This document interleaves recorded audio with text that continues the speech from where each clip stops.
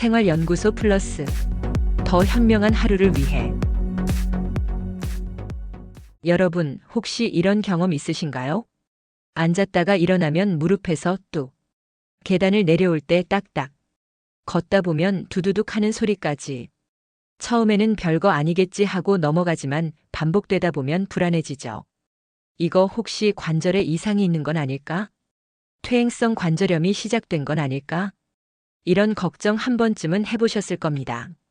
사실 무릎에서 나는 소리의 대부분은 큰 문제가 없는 경우가 많습니다. 하지만 몇 가지 경우에는 관절 질환의 신호일 수도 있어서 주의가 필요하죠. 안녕하세요. 생활연구소 플러스입니다. 오늘은 무릎 관절에서 나는 소리의 대표적인 5가지 원인과 일상에서 할 수 있는 관리법을 정리해 드립니다. 그리고 끝까지 보시면 생활 속에서 무릎 건강을 지키는 보너스 팁 2가지까지 준비했으니 꼭 영상 끝까지 함께 해주세요. 오늘 말씀드릴 내용은 이런 흐름으로 안내해 드리겠습니다. 1. 무릎에서 나는 소리, 단순히 기포가 터지는 경우. 2. 연골과 인대의 불균형으로 생기는 소리. 3. 근육 약화로 무릎이 흔들리면서 나는 소리. 4. 퇴행성 관절염 초기 신호로 나타나는 소리. 5. 잘못된 생활 습관으로 인해 생기는 소리. 보너스 팁. 무릎의 부담을 줄이는 생활 팁 2가지. 그럼 이제 본격적으로 시작하겠습니다. 1. 기포 현상 자연스러운 소리. 저는 아침에 일어나서 무릎을 구부리면 꼭 뚝 소리가 나요. 처음엔 깜짝 놀랐는데 딱히 아프지도 않고 생활하는데 문제는 없었어요. 그런데 친구가 그거 관절염 신호 아니냐고 하길래 불안해서 병원도 가봤죠. 의사 선생님이 괜찮다고 하셔서 안심했는데 여전히 소리가 계속 나니까 마음은 좀 찝찝하더라고요. 관절 안에는 윤활액이라는 액체가 들어 있습니다. 이 액체는 관절이 부드럽게 움직이도록 도와주는데 이 안에는 질소, 이산화탄소 같은 기체가 녹아 있어요. 우리가 손가락을 꺾을 때 뿅 소리가 나는 것도 같은 원리입니다. 무릎을 움직일 때 이 기포가 터지면서 뚝 소리가 날 수 있는 거죠. 이 경우에는 통증이 동반되지 않는 한 큰 문제가 되지 않습니다. 하지만 소리가 너무 작거나 불편감이 동반되면 한 번쯤은 점검을 받아보시는 게 좋아요. 2. 연골과 인대 불균형. 제가 무릎에서 소리가 나기 시작한 건 계단을 자주 오르내리면서였어요. 특히 집이 3층이라 엘리베이터가 없거든요. 무릎이 꺾일 때마다 딱딱하는 소리와 함께 뭔가 걸리는 느낌이 있었죠. 처음엔 그냥 참고 다녔는데 점점 내려올 때 더 심해지니 걱정이 됐습니다. 무릎은 대퇴골, 경골, 슬개골이 만나는 복잡한 구조를 가지고 있습니다. 여기에 인대와 연골이 균형을 잡아주면서 움직이는데 만약 이 균형이 깨지면 소리가 날 수 있습니다.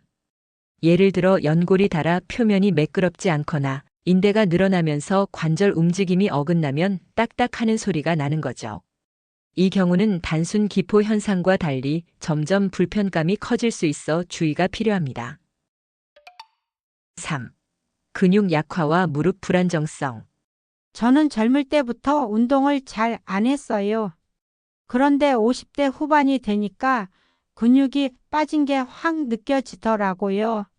무릎에서 소리만 나는 게 아니라 계단을 오를 때 덜컥덜컥 무릎이 흔들리는 느낌이 들어서 겁이 났어요. 그래서 근력 운동을 시작했는데 조금씩 안정감이 생기는 게 느껴집니다. 무릎은 뼈와 연골만으로 지탱되는 게 아닙니다. 주변의 대퇴사두근, 햄스트링, 종아리 근육 등이 무릎을 잡아주죠. 하지만 나이가 들면서 근육량이 줄어들면 무릎 관절이 흔들리고 불안정해집니다. 이때 관절이 맞물리면서 뚝뚝 소리가 나는 경우가 많습니다. 따라서 시니어 분들에게는 근육 강화 운동이 무엇보다 중요합니다. 무릎 관절 자체만 지키는 것이 아니라 그 주변을 지탱해주는 힘을 길러야 소리도 줄어듭니다. 4. 퇴행성 관절염 초기 신호. 저는 한동안은 소리만 나길래 별거 아니겠지 했어요. 그런데 어느 날부터 무릎이 붓고 밤에 누워 있는데도 욱신거리더라고요. 병원에 가니 퇴행성 관절염 초기라고 하더군요. 좀 더 일찍 관리했으면 좋았을 걸 하는 생각이 제일 많이 들었습니다. 소리와 함께 통증, 붓기, 열감, 아침에 뻣뻣함이 동반된다면 퇴행성 관절염을 의심해 봐야 합니다. 연골이 점차 닳아 없어지고 관절면이 거칠어지면서 소리가 날 수 있기 때문이죠. 2단계에서는 빠른 관리와 생활습관 교정이 필요합니다. 초기에 잡지 않으면 점점 악화되어 일상생활에 큰 불편을 줄 수 있습니다. 5. 잘못된 생활습관. 저는 평생을 바닥에서 생활했어요. 밥 먹을 때도 TV 볼 때도 거의 쪼그려 앉거나 무릎 꿇고 있었죠. 그런데 무릎에서 소리가 나기 시작하고 앉았다 일어나기가 힘들어지면서 이제야 의자의 소중함을 알게 됐습니다. 생활 습관을 고치니까 훨씬 덜 불편해요. 무릎은 체중 부담이 큰 관절입니다. 쪼그려 앉기, 무거운 물건 들기, 한쪽 다리에 체중 싣기 같은 습관은 관절에 과도한 압력을 줘 소리와 함께 손상을 유발합니다. 따라서 의자 생활 습관, 적절한 체중 관리, 그리고 무릎에 부담을 덜 주는 생활 태도가 필요합니다. 이제 끝까지 보신 분들을 위해 준비한 무릎에 부담을 줄이는 생활 팁 2가지를 보너스로 알려드립니다. 1. 걷기보다 수영이나 자전거 타기.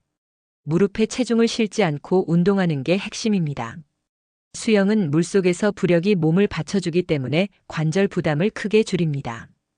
자전거는 관절에 무리가 가지 않으면서도 허벅지 근육을 강화하는 데 좋습니다. 특히 전동 자전거가 아니라 일반 자전거를 천천히, 꾸준히 타는 게 효과적입니다. 무릎이 불편하다고 아예 운동을 안 하시면 오히려 근육이 더 약해지고 관절이 더 흔들리게 돼요. 따라서 하루 10분이라도 가볍게 몸을 움직이는 습관이 필요합니다. 특히 시니어 분들은 무리하지 않고 본인 몸에 맞는 강도로 천천히 늘려가는 것이 핵심입니다. 2. 온찜질과 냉찜질의 균형. 단순히 찜질이 좋다가 아니라 상황에 따라 다르게 접근해야 합니다. 운동 직후 무릎이 붓고 열감이 있으면 냉찜질 염증 완화. 근육이 뭉치고 뻣뻣하면 온찜질 혈액순환 개선. 특히 찜질팩을 이용할 때는 한 번에 15분에서 20분 정도가 적당합니다. 온찜질과 냉찜질을 무조건 오래 한다고 좋은 건 아니에요. 또 찜질 후에는 무릎을 가볍게 주물러 주거나 스트레칭을 곁들이면 회복 속도가 더 빨라집니다. 오늘은 무릎에서 소리가 나는 5가지 주요 원인과 관리법, 그리고 보너스 생활 팁을 함께 살펴봤습니다. 작은 습관을 바꾸는 것만으로도 무릎은 훨씬 오래 건강하게 쓸 수 있습니다. 여러분은 무릎 소리 때문에 걱정해 보신 적 있으신가요? 혹시 생활 속에서 실천해 본 관리법이나 효과 있었던 운동이 있다면 댓글로 나눠주세요. 여러분의 경험이 다른 분들께 큰 도움이 됩니다. 오늘 영상이 도움이 되셨다면 좋아요와 구독, 그리고 주변 분들과 공유 부탁드립니다. 앞으로도 시니어 여러분들께 꼭 필요한 건강 정보를 전해드리겠습니다. 시청해주셔서 감사합니다. 오늘도 건강하세요.